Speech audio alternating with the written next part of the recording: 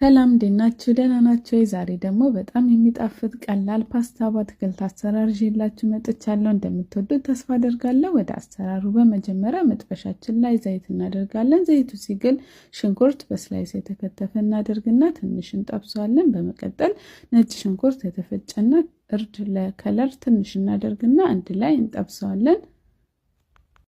ከተጠበሰ በኋላ የተከተፈ ቲማቲም እናደርግና ቲማቲሙንም ለትንሽ ደቂቃ እንጠብሰዋለን።